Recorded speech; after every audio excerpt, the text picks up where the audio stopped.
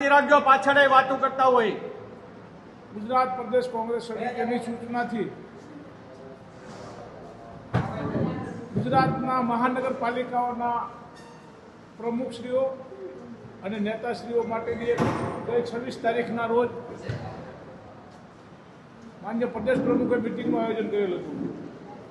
જેમાં ચૂંટણીને લગતી અગાઉની તૈયારી બાબતો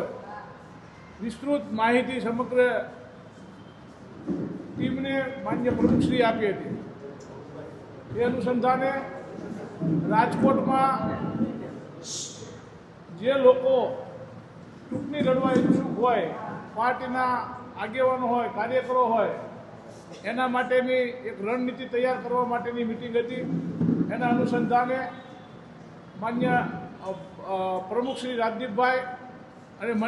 અમને બોલાવવામાં આવ્યા હતા અને જે આગળની રણનીતિ બાબતે ચર્ચા કરી એ વિસ્તૃત માહિતી આપને રાજકોટ શહેર કોંગ્રેસના પ્રમુખ માન્ય શ્રી રાજદીપસિંહભાઈ આપશે। રાજકોટ શહેર કોંગ્રેસ પરિવાર વતી પ્રિન્ટ મીડિયા, ઇલેક્ટ્રિક મીડિયા અને સોશિયલ મીડિયાના મિત્રોનું હાર્દિક સ્વાગત છે અને હોળી ધૂળેટીની શુભકામના પાઠવું છું। રાજકોટ શહેર કોંગ્રેસના અમારા સિનિયર મોસ્ટ આગેવાન અને ગુજરાત પ્રદેશ કોંગ્રેસના ઓબીસી ડિપાર્ટમેન્ટના પ્રમુખ ડૉક્ટર મહેશભાઈ, વિરોધ પક્ષના નેતા વશરામભાઈ તેમજ સમગ્ર પોલિટિકલી મેનિફેસ્ટો કમિટીના ચેરમેન ડૉક્ટર હેમાંગ સાહેબ વસાવડા સાહેબ તેમજ સિનિયર મોસ્ટ અને આંદોલનાત્મક કમિટીના ચેરમેન અને કોંગ્રેસને બળ પૂરું પાડનાર જસવંતસિંહ ભટ્ટી સાહેબ, યુવા સાથી ગોપાલભાઈ અનડકટ તેમજ અમારા ડીપી મકવાણા સાહેબ, મહામંત્રી પ્રદેશ કોંગ્રેસ તેમજ મહિલા કોંગ્રેસના પ્રમુખ દીપ્તિબેન, પૂર્વ એનએસયુના પ્રદેશ અધ્યક્ષ આદિત્યભાઈ તેમજ મંચસ્થ આગેવાનો।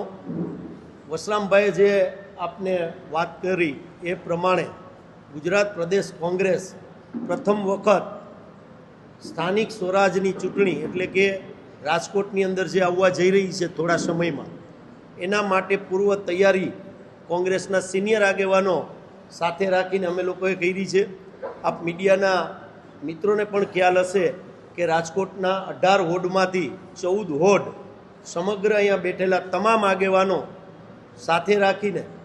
કોંગ્રેસ આપકે દ્વારના કાર્યક્રમ રાજકોટ શહેરની અંદર શહેર કોંગ્રેસ દ્વારા યોજાઈ ગયો। તેમાં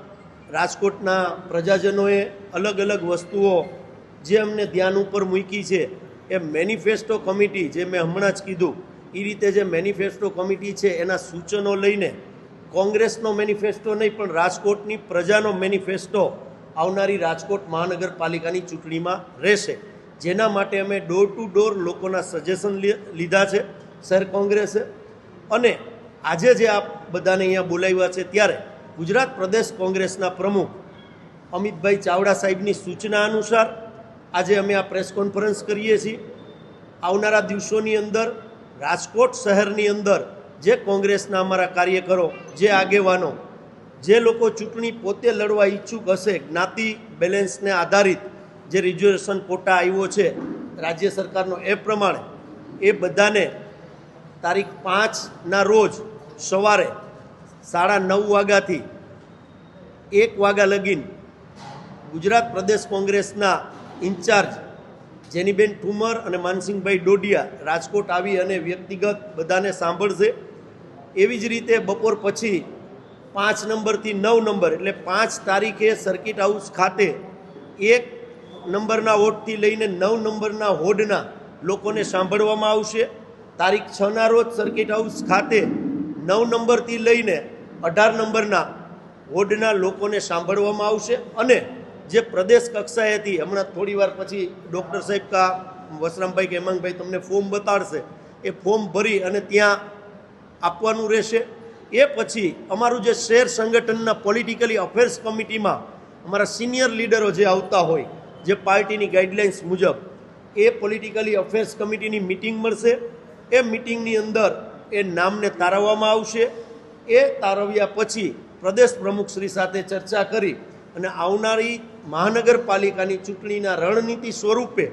યોગ્ય ઉમેદવાર જે લાગશે એને જાહેર ચૂંટણી પહેલાં નહીં કરીએ, પણ એમને કહી દેવામાં આવશે કે ભાઈ વ્યક્તિગત રીતે તમે આ વોર્ડમાં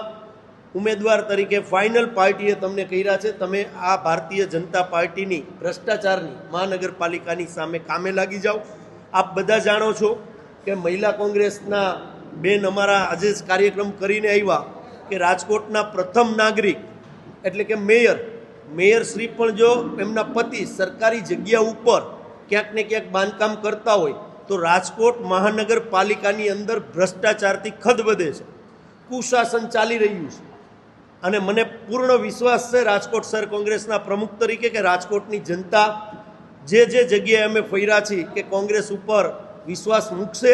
અને અમારું પ્રથમ બોર્ડ બનશે તો કુશાસનમાંથી સુશાસનમાં ફેરવવાની નેમ કોંગ્રેસ પાર્ટી આજે લે છે તમારી વચ્ચે. અને આવનારા દિવસોની અંદર જે જગ્યાએ ભારતીય જનતા પાર્ટી સીધો ભ્રષ્ટાચાર કરેલો છે, આવનારા દિવસોની અંદર પોલ ખોલ કાર્યક્રમ પણ ચોથી જાગીરના મિત્રોને સાથે રાખીને અત્યારે મેયરનો જેમ ચાલી રહ્યો છે એવી જ રીતે રાજકોટ મહાનગરપાલિકામાં જે ભ્રષ્ટાચાર ચાલી રહ્યો છે એ તમારી સામે પણ આવનારા દિવસોમાં લાવવાનો પ્રયત્ન સમગ્ર કોંગ્રેસની ટીમ સિનિયર આગેવાનો અને જુનિયર આગેવાનો વતી અમે તમારી સમક્ષ મૂકશું. અમારો આ પ્રયત્ન એટલા માટે છે કે ભારતીય જનતા પાર્ટીનું શાસન વર્ષોથી અહીંયા ચાલી રહ્યું છે. સ્થાનિક સ્વરાજના પ્રશ્નોમાં નાના પ્રશ્નો, રોજિંદા પ્રશ્નો જે પણ હોય એ પણ અત્યારે રાજકોટના નાગરિકોને ત્યાં જવાબ નથી મળતો. સામાન્ય પ્રશ્નની અંદર ત્યાં પણ એમને ધક્કા ખાવા પડે છે. અને ભારતીય જનતા પાર્ટીના જે કોર્પોરેટરો ચૂંટાઈને આવ્યા છે એ પણ આપ બધા મિત્રો જાણો છો કે એ પણ પોતપોતાના કામમાં બિઝી રહે છે કે લોકોના પ્રશ્નને વાચા આપવાનું કામ કર્યું નથી. ત્યારે અમે લોકોએ જે રીતે સમગ્ર રાજકોટની જનતાના પ્રશ્નને વાચા આપવાનું કામ કર્યું છે એ પ્રમાણે આપના માધ્યમથી પણ કહેવા માગું છું કે રાજકોટની જનતા પોતાનો જે મતાધિકાર છે આ વખતે વિચારી અને મતદાન કરે. આ જે ભ્રષ્ટાચારી અને કુશાસન જે ચાલી રહ્યું છે, કમિશન કોર્પોરેશન ચાલી રહ્યું છે, એનો બદલાવ આપના માધ્યમથી અપીલ કરું છું કે કુશાસનને સુશાસનમાં ફેરવવા માટે અને કમિશન કોર્પોરેશનને ફેરવવા માટે એક તક કોંગ્રેસને ફરીથી મોકો આપે તો અમે સુશાસનમાં ફેરવશું. હવે તમારા લોકોના કંઈ પ્રશ્નો હોય તો આપ કહી શકો છો. મેયરશ્રીની જે ગેરકાયદેસર બાંધકામની જે વાત છે અને એની અંદર કલેક્ટરશ્રીએ જે આપના મીડિયાની સામે જે ખુલાસા કર્યા છે એ બાબતે આપના માધ્યમ દ્વારા ગુજરાતના મુખ્યમંત્રી, રેવન્યુ મિનિસ્ટર અને રાજકોટના કલેક્ટરને હું પૂછવા માંગુ છું કે શ્રી સરકાર થયેલી કોઈ પણ જગ્યા હોય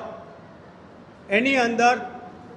એનો વારસદાર જે જમીનનો, જે રીતે કલેક્ટરે એવું કીધું કે આ લોકોની વારસાગત જમીન હતી અને શ્રી સરકાર થઈ ગઈ છે, તો આ ગુજરાતની અંદર લાખો લોકો એવા છે કે જેની પોતાની જમીન શ્રી સરકાર થઈ હોય અને એની અંદર બાંધકામ સરકાર ક્યાંય કરવા દેતી નથી. તો મેયરશ્રીને જ માત્ર કેમ અને એમાં કલેક્ટરશ્રી કાયદાને એક બાજુ મૂકી અને માત્ર એક ભાજપના કહેવાતા પ્રતિનિધિ તરીકે જવાબ દેતા હતા એ રીતે એનું હતું. કાયદાની સ્પષ્ટ જોગવાઈ છે કે કોઈ પણ જગ્યા વારસાઈ હોય કે જે હોય, એકવાર શ્રી સરકાર થાય એટલે એનો હુકમ એ પાર્ટી જ્યાં સુધી લડતી હોય, જ્યાં સુધી એનો નિકાલ ના થાય ત્યાં સુધી એ જમીન સરકારની કહેવાય અને એની અંદર વારસાગત વ્યક્તિ પણ ન કરી શકે અને જો એનો દાવો ચાલતો હોય તો સરકાર પણ એમાં બાંધકામ ન કરી શકે. ત્યારે માત્ર ને માત્ર ભાજપનો સિમ્બોલ જેની પાસે હોય એને દબાણ કરવાની છૂટ, પણ બાકીના જે ગરીબ લોકો હોય જેને આપણે એમ કહીએ કે જે જગ્યા ઉપર જેનું દબાણ છે, જે જગ્યાને તમારે આપણે જંગલેશ્વરનો માત્ર દાખલો લઈએ તો જંગલેશ્વર જેવો દાખલો ત્યાં પણ છે, ભગવતીપરામાં છે, ઘણી જગ્યાએ છે કે જે નદીના કાંઠે હોય તો ઓકે, તમે એને વહેણને ધ્યાનમાં રાખીને તમે એને ડિમોલેશન કરો, પણ બાકીની જે જમીન છે એ જો તમે અદાણીને પણ 1 રૂપિયા દઈ શકતા હોય તો જંત્રી મુજબ ત્યાં સ્થાનિક લોકો જે રહી રહ્યા છે એને કેમ નહીં? અને જેની શ્રી સરકાર થઈ ગઈ હોય તો છતાં એ મેળને દેવામાં આવે. એટલે આ ગુજરાતની અંદર માત્ર ભ્રષ્ટાચારનું લાયસન્સ એ ભાજપના કાર્યકર ભાજપના નેતાઓને આપેલું છે, ત્યારે કલેક્ટરશ્રીને કહું છું કે જેટલી શ્રી સરકાર આ રાજકોટ જિલ્લામાં અને રાજકોટ શહેરમાં જે જમીનો છે અને એના વારસદારો જે કેસ લડી રહ્યા છે એને બાંધકામ કરવાની હવે છૂટ આપી દેજો, એને રોકતા નહીં. કારણ કે જે કાયદો મેયરને લાગે એ જ કાયદો તમામ સામાન્ય લોકોને લાગી રહ્યો છે. એટલે આનો અમલ બધા માટે કરે એવી આપણા માધ્યમ દ્વારા હું માંગણી કરું છું અને લોકો માટેની આ માંગણી છે. બધા